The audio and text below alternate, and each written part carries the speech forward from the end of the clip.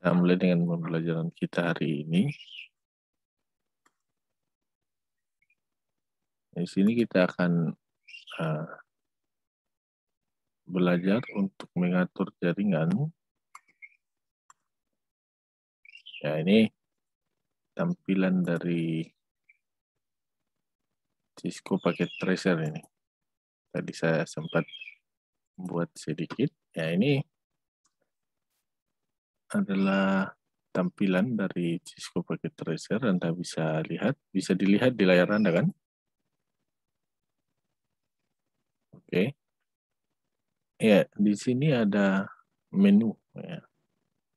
Sini ada menu bar, sama dengan kebanyakan aplikasi di Windows, ada file, ada dan sebagainya di atas. Di bagian bawah sini, ya, ini adalah perangkatnya. Jadi kita bisa memilih di sini. Ya, ini device-nya ya, peralatan-peralatan yang digunakan. Di sini kita bisa memilih yang namanya server, memilih router, memilih switch, memilih PC, dan juga bahkan kabel. Semua lengkap di sini. Di sini kita akan membuat firewall pada jaringan yang paling sederhana saja. Kita akan menggunakan satu server ya. Kita klik di sini, baru kita cari mana server. Nah, ini ada server. Kita klik, baru letakkan di atas. Nah, artinya servernya sudah masuk, sudah ada di kita punya tempat pembuatan jaringan. Kita klik, kita pakai server PT. Berikutnya kita akan membutuhkan satu buah switch. Kita klik yang bagian sana, kita cari mana, oh ini router, ini switch. Nah, ada switch, kita pakai switch yang 2950 port 24. Artinya tipe 2950, lubang portnya atau tempat untuk mencolok fase Ethernetnya ada 24. Berikutnya,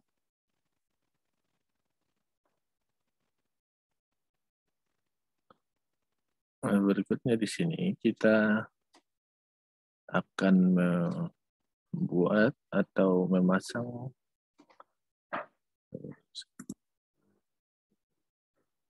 Di sini kita akan memasang 4 buah komputer. Nah, di sini kita paste lagi. Nah, terserah kita menggunakan PC kah atau laptop. Tapi untuk sekarang ini kita gunakan PC saja dulu. Kita klik sebanyak 4 kali ya.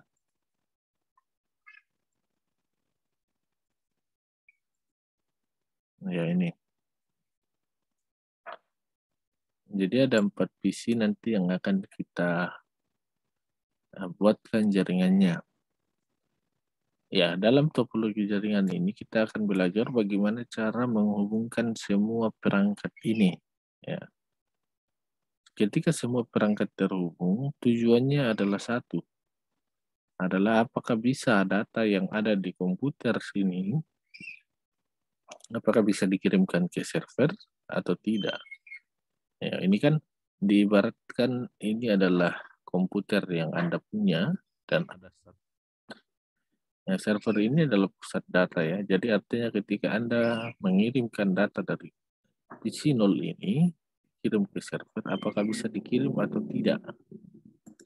Dan yang berikut, apakah data dari server di sini bisa diterima oleh setiap PC di sini atau tidak. Yaitu salah satu cara kerja dari jaringan. Ya, ketika kan Anda mendownload sesuatu atau membuka sebuah situs, secara otomatis Anda mengakses servernya. Jadi, kita ibaratkan ini adalah salah satu bentuk topologi jaringan yang paling sederhana. Ya. Ini hanya satu jaringan saja. Sebenarnya ini bisa diatur berapa network atau mengatur VLAN di suite ini, tapi kita tidak perlu belajar itu lagi dulu. Kita fokus untuk membuat firewall. Oke, setelah semua perangkat eh, tersusun seperti ini, kita akan menghubungkan tiap-tiap perangkat. Ya. Kita menghubungkan tiap perangkat menggunakan apa? Ya, di sini kita perlu menggunakan kabel. Ya, bisa diperhatikan di layarnya. Kita menggunakan kabel untuk memilih kabel. Lihat di sini yang tanda seperti petir ini. Kita klik. Nah, di sini ada kabel. Ini ada kabel strike yang putus-putus ini kabel cross ya. Ada strike, ada cross. Namun sekarang kita akan pakai kabel yang otomatis saja. Nah, yang gambar petir ini. Ketika kita menggunakan kabel otomatis, artinya dia akan menentukan sendiri mana yang cocok. Ya, ketika kita menghubungkan satu perangkat yang sama, contoh switch dengan switch atau server dengan server lain, kita perlu menggunakan kabel cross yang putus-putus. Tetapi kalau kita pakai otomatis, berarti dia yang mengatur sendiri. Kita tidak perlu mengaturnya lagi. Tinggal diklik saja, kita klik, kita pasang di server, kita tarik, dan kita klik lagi di switch-nya, ambil lagi, kita klik di switch, hubungkan ke PC node, klik di kabelnya, hubungkan ke PC 1. Klik, ya seperti itu terus sampai semua perangkat ini terhubung. Oke, ini semua perangkat ini sudah terhubung menggunakan kabel. Ya, kalau Anda gunakan kabel yang di bawah ini, strike dan cross atau strike dulu, kalau untuk yang seperti ini. Kalau Anda menggunakan itu, kita harus mengatur masing-masing pas Ethernet. Nah, tetapi kita gunakan saja kabel otomatis supaya dia langsung mengatur sendiri. Oke, di sini setelah modelnya seperti ini, kita akan memasukkan yang namanya IP atau Internet Protocol. Ya, di sini kita akan buat IP, namun sebelum kita lanjut, saya akan pasang IP-nya di luar, ya, di luar-luar sini saya dulu, supaya ketika kita menginput nanti di desktopnya itu lebih gampang. Jadi ingat, ya, kita buat tulisan di luar dulu, kita pilih yang seperti ada catatan di atas ini, place node, kita letakkan di bawah ya. Kita butuh IP server. IP server kita misalkan 192, kita pakai IP standarnya 192.168.10.1 misalnya. Nah, berikutnya kita butuh IP atau Internet Protocol di masing-masing komputer ini atau masing-masing PC. Kita klik ini. Kita namanya dulu 192.168 IP-nya. Titik 10, dan misalkan aja IP-nya nanti 2 ya. Kita enter, kita mau namai komputer satu ini apa? Bisa kita namai barangkali user 1 ya, atau pengguna 1. Yang berikut, nah, kita masuk ke yang ke 2 sini. Kita masukkan, kita pasang IP-nya dulu 192.168.10.3. Ini user 2. Sini lagi 192.168.10.4 user 3. Nah, berikutnya 192.168.10.5. Kita namai ini sebagai user 4. Ya, nah, kalau sudah seperti ini, kita susun dia agak rapi dulu. Kita rapikan kembali. Ya, kalau kita merapikan, ini tidak bisa digeser karena masih dalam posisi node. Kita harus pindahkan dia ke posisi kursor. Bagian paling ujung sana. Oke, sekarang kita bisa geser ini. Atur. Dirapikan. supaya lebih menarik kelihatan lah. Kalau sudah seperti ini, sekarang kita akan mulai men-setting. Ya. Kita akan mulai mengatur bagaimana supaya semua komputer ini bisa terhubung satu sama lain. Makanya kita perlu menginput IP-nya dulu. Oke, kita input IP. Yang pertama kita mulai dari server. Kita klik servernya dulu. Baru kita pilih desktop. Nah, klik desktop. Bisa kelihatan ini di layar Anda kan? Oke. Nah, setelah kita pilih desktop, kita pilih IP. Ini IP atau Internet Protocol kita atur. Kita letakkan pada posisi statik. Ya, kalau diklik baru sudah statik, ya kita langsung input saja. Kita input di sini 192 IP pada server. 168.10.1 ya. Selanjutnya kita klik di subnet mask. Letakkan kursor Anda di situ. Secara otomatis nanti akan muncul angkanya. Nah, yang berikut kita atur saja yang DNS server. DNS servernya kita samakan dengan IP pada server ini 192.168.10.1. Ini biar kosong juga enggak apa-apa dulu. Oke, kita masuk ke bagian yang berikutnya di sini, yaitu service. Ya. Kalau sudah desktop, kita close desktopnya, baru kita masuk ke service. Nah, di service di sini kita pilih DNS. DNS berikutnya kita aktifkan DNS service-nya, kita on-kan, baru masukkan nama. Ini nama harus sesuai, ini untuk digunakan di email, seperti kita smkn1 ya, smkn1.com. Dan seperti itu. Masukkan address atau alamat dari server 192 tadi, titik 168.10.1. Kita add-kan. Oke, sudah masuk email. Nah, yang berikut kita buat email untuk masing-masing user. Nah, email, domain name, kita pakai yang nama server SMK tadi, kita masukkan sini, smkn1.com.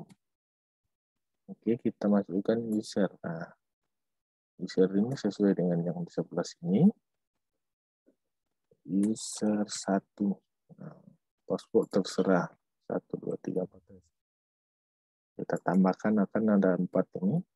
Kita masukkan lagi. User 2. Password 2, 3, 4 lah.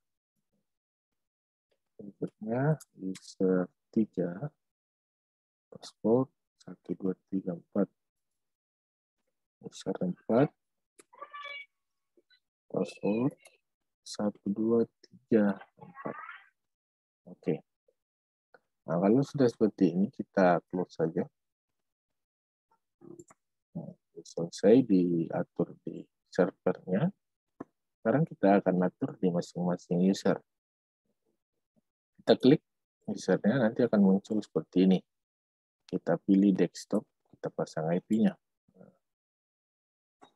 Desktop, masukkan IP. Nah, posisi statik, masukkan IP address, sesuaikan dengan nomor ini. 192.1.10.2 ya. Subnet mask, diklik saja langsung muncul otomatis.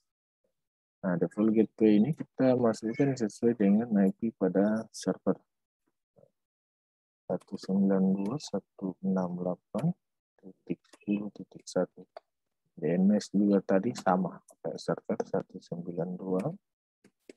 192.168.10.1. Nah, supaya lebih cepat, saya copy saja untuk C, karena akan digunakan di bagian lain. Ya, kalau sudah diatur seperti ini, kita close-kan. Kita buka yang komputer kedua, pilih desktop, IP. sesuaikan IP-nya. Ini core berapa tadi? 3 ya. Nah, 3 subnet mask. Gitu, ini kita ganti dengan server. Dan next juga kita ganti. Oke. Kita lanjutkan ke komputer atau user yang ketiga. Kita klik desktopnya, masukkan IP-nya. IP tadi ini ke 4 ya. User ini 4. Max, default gateway sama seperti server. Oke. Yang terakhir desktop, pilih IP. Masukkan IP-nya ini 192.168.10.5. Oke. Dan default gateway-nya. Ya, jadi setelah kita selesai, kita coba buka email webnya. Kita buka menu yang ini, baru kita geser sedikit untuk mencari web browser. Kita klik web browser, dia akan tampil seperti ini. Lalu kita masukkan tadi alamat webnya apa? smkn1.com. Kita enter. Nah, kalau sudah seperti ini, berarti webnya sudah terhubung. Bagi kita coba melakukan yang namanya ping. Ya. Ping ini bertujuan untuk memastikan apakah semua perangkat ini bisa saling terhubung atau tidak. Untuk melakukan ping, kita klik bagian atas di sini. Yang ada kayak amplop, tanda plus, kita klik.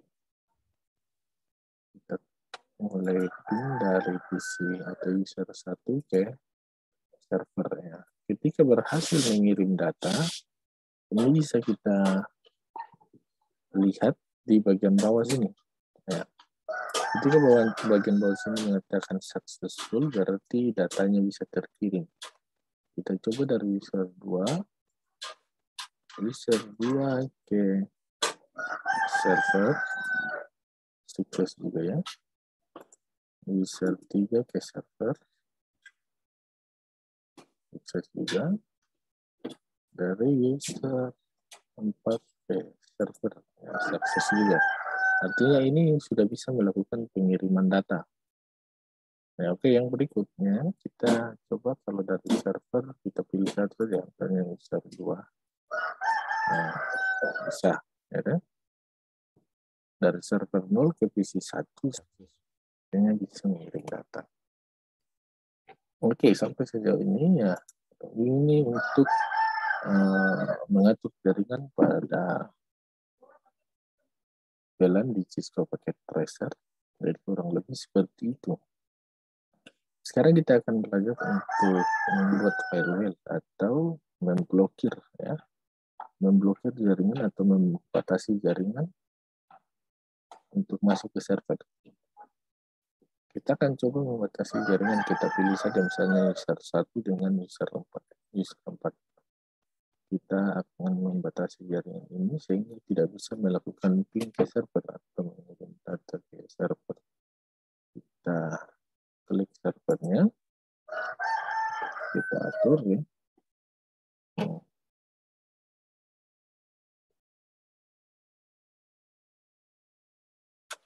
Kita klik server, kita pilih desktop. Nah, desktop ini server besar, kita akan mengatur firewall. Ya. Firewall desktop ini ada nih. Firewall, kita klik firewall-nya, kecil. Ketika firewall-nya sudah muncul, nah, di sini kita atur remote IP, masukkan IP yang akan kita blokir. Misalnya user 1. IP-nya berapa ini? 192.168.10.2. Ya. memblokir kita pilih action. Action di sini ada dua pilihan yaitu allow dan deny. Allow ini terhubung, deny berarti diblokir atau diputuskan. Nah, kita pilih deny, masukkan protokolnya ya. Karena ini berbasis IP, kita pilih protokol di remote with card mask, kita masukkan angka 0.0.0 aja. Oke, jadi sepertinya untuk memblokir jaringan atau perangkatnya, kita pilih actionnya deny. Setelah itu kita jangan lupa pertama tadi kita on kan, baru kita add. Oke. Untuk perangkat lain, perangkat user 2 dan 3 ini kita akan biarkan terhubung ya. Kita masukkan IP-nya user 2 192.168.10.3 ya. Kita pilih karena mau dibiarkan terhubung, kita allow. Lalu kita masukkan protokolnya IP, maksudnya tadi ya kita samakan aja. Lalu setelah itu kita add. Kita masuk ke user 3, kita biarkan juga terhubung. User 3 IP-nya 192.168.10.4. Action-nya kita biarkan allow. Protokol IP remote 0.0.0 kita add-kan supaya masuk. Yang berikut, yang terakhir ini kita akan blokir juga user 4. Berarti masukkan IP-nya 192.168.10.5 ya. Kita pilih karena mau diblokir berarti deny. Selanjutnya kita IP ini 0.0.0. Kita add-kan. Ya, kalau sudah selesai kita coba ping ulang. Kita ping dari satu ke server in process valid. Ya, kalau valid seperti ini berarti tidak bisa mengirim data. User 2 sukses. User 3 sukses 3. User terakhir ya valid. Ya, berarti tidak bisa terhubung ya. Jadi ini sudah terblokir ya. Jadi firewall yang kita buat tadi sukses. Jadi kurang lebih seperti itu untuk mengatur firewall pada topologi jaringan menggunakan Cisco Packet Tracer. Ya, ini bisa Anda latihan sedikit di rumah untuk belajar ini. Kita untuk belajar mengatur jaringan ya. Kurang lebih seperti itu. Ya, mungkin nanti Anda bisa kembali di kita punya YouTube untuk lebih memahami mengenai materi ini. Ya. Mungkin seperti itu dulu. Kita akan lanjutkan di pertemuan berikut.